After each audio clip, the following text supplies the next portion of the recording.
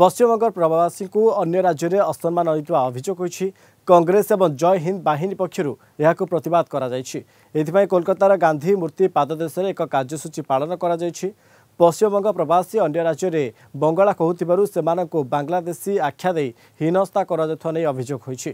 जय हिंद बाहिनीर अध्यक्ष कार्तिक बनर्जी पौराहित्य में राज्य शिल्पमंत्री डॉक्टर शशि पंजा प्रमुख जोगदे एभली आचरण को तीव्र निंदा करते। केंद्र सरकार यह क्षेत्र में हस्तक्षेप करने को दावी होती।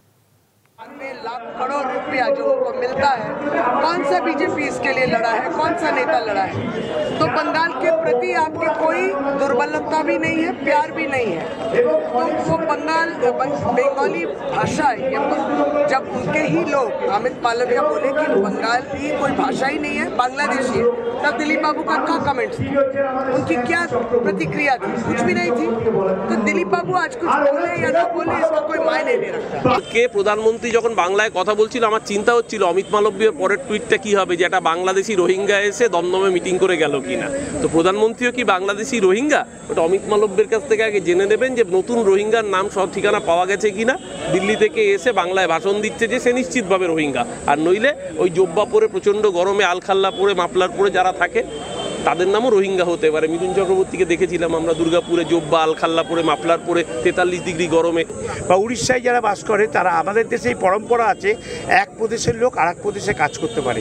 এটা কিন্তু কখনো আমাদের নয় যে এটা সবাই চাই, সেই পরম্পরাকে বিজেপি নষ্ট করছে। ইন্টার রিলেশন প্রত্যেকটা স্টেটের সাথে সেই রিলেশনটা খারাপ করে দেওয়ার চেষ্টা করছে এবং টোটালটাই রাজনৈতিক স্বার্থে।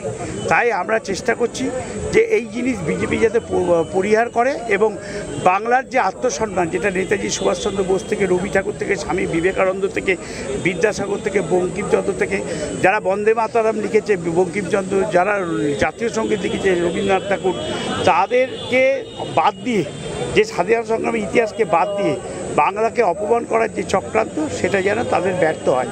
তার মধ্যে জয় হিন্দ বাহিনীকেও এই 23 এবং 24 তারিখে গান্ধী মূর্তি পাদদেশে বাংলা এবং বাংলা ভাষার সম্মান রক্ষার্থে একটা কর্মসূচি দেওয়া হয়েছে।